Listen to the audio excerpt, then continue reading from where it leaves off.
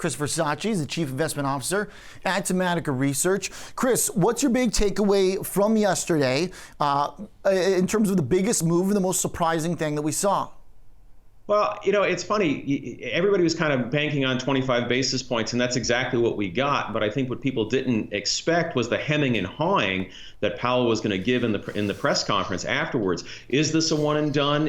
Are there more going? And I think he really caught everybody off guard when he used the phrase mid-cycle adjustment, and it alluded to the fact that there could possibly be, even though it's probably a low probability, the possibility of a potential rate hike down the road. When the market heard that, you saw the reaction, and I just think it turned everybody on its head. This is what's so funny about it, Chris, is should it have? Because my big question coming into this were the kind of, bond vigilantes going overboard and assuming they could push Powell to the exact number of cuts they want. It seems like he really wants to remain independent to some degree from the market. I kind of joked he did the impossible. He caved to the market, but then also didn't and left himself what seems to me like the maximum number of outs. He can either cut or maybe he can hike later on. Yeah, I think he did a very good job of putting the Fed back in the position of not having the market know exactly what it's going to do. But I think he had to do that. I mean, if you take a look at the GDP number that we got the other day, 2.1%, yesterday's ADP employment report, better than expected, a nice pickup sequentially. But at the same time, Oliver, the global economy is weakening. We saw that this morning in the IHS Market PMI data, particularly in the Eurozone, where Germany hit 43.2 for July, and expansion contraction is 50. So there are definitely risks out there that Powell correctly identified. I just think that the Fed has more time, 3 more meetings, in fact, to continue to course correct as needed. Yeah.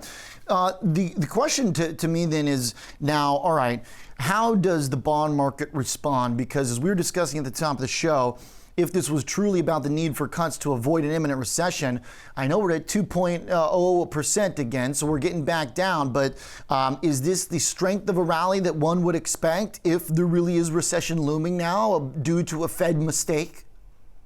Yeah, I think that's going to be the question. I kind of look out the next couple of weeks, right? So we know we've got about 48 days or so to the next Fed meeting. We know that U.S.-China trade talks are now, pushed off until September. So I think in the near term, the market's going to continue to focus in on earnings because we've only going to have, by the end of this week, 78% of the S&P 500 having reported. And then it's going to be back to regular economic data to piece this all together. To me, I think we're going to have to watch not only third-party indicators, cash freight index and things like that to really zero in on where the economy is truly going. But I think we're going to want to watch the dollar as well to see what kind of strength it might have. To the extent that the Fed might want to avoid any accelerated slowdown, that potential recession, another tool would be to cut and, of course, drive the dollar down. Now, is there problems that arise with the stronger dollar now? As a stock guy, do you ascribe to the just one-in-one sort of inverse relationship, higher dollar, bad for big companies that export? I think it depends, right? You really need to understand the specifics of the company because what you're addressing really is on the revenue line. But there are natural hedges in place, including global sourcing.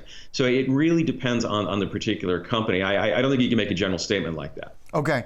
I actually was using your guys' chart that Lenore L. Hawkins brought us, your colleague, a while back this entire week, which was basically the chart of financial conditions versus previous cuts by the Fed that showed we were at a very accommodative environment right now based on precedent. So what does that mean? Because I think you guys were in a good place in your analysis coming into this, that now we get Powell saying, look, maybe we don't need all these cuts. So what about positioning, Chris? What has your guys' research led you to where you want to be right now? Well, I think what we're focused on is identifying, one, companies that fit our thematic framework, right? So we're continuing to look for companies that benefit from these structural changes that we've identified in our 10 investing themes. Having said that, there is little doubt that the quarter over quarter, the U.S. economy is slowing. The global economy is slowing. So what we're trying to identify is companies that are a little more inelastic in nature, companies that might have a better dividend paying stream as compared to some others that don't, It's that relatively safer type of environment that tend to do well in a slowdown, and we tend to see investors gravitate towards as they reposition their portfolios once they recognize that this slowdown is indeed happening. Yeah. Is there anything that jumps out to you as that right now? Yesterday it was generally a high correlation, maybe a sell-off, weakness, whatever you want to call it. Some of the low-rate stuff did all right. I mean, is it basically, continuing to be the same leadership dynamics after this as it was coming into it? I think that's right, because at the end of the day, you have to ask yourself, what has really changed from yesterday to today, right? We know the economy is slowing. We know that the overhang from U.S.-China trade is going to be there. We know Brexit is still looming for later in October. Not much has changed other than the Fed dynamic. And to some extent, you can make the argument that it really hasn't changed all that much. So I think where we're headed is exactly where we were headed before. So I don't see any demonstrative changes other than perhaps some interest rate sensitive companies and businesses. So, for us, when we're looking at these more defensive names, whether it's McCormick going into the seasonally strong time of the year, same you could be said for Amazon, although that's not truly defensive, but companies like American Waterworks, things like that's where we're going to continue to be. Tell me about these. What is, to kind of come back to this, what's the thread that connects these companies, which on the surface, healthcare, utility, Amazon, they seem very different?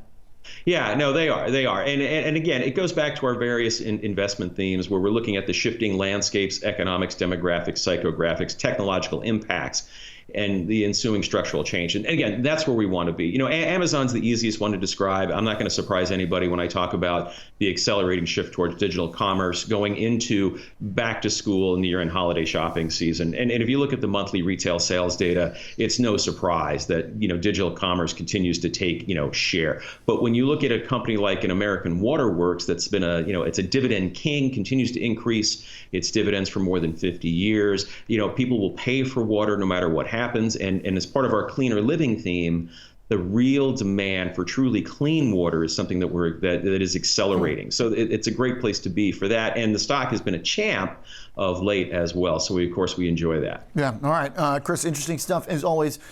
Great to have you here this morning. Chris Versace is the Chief Investment Officer at Tematica Research.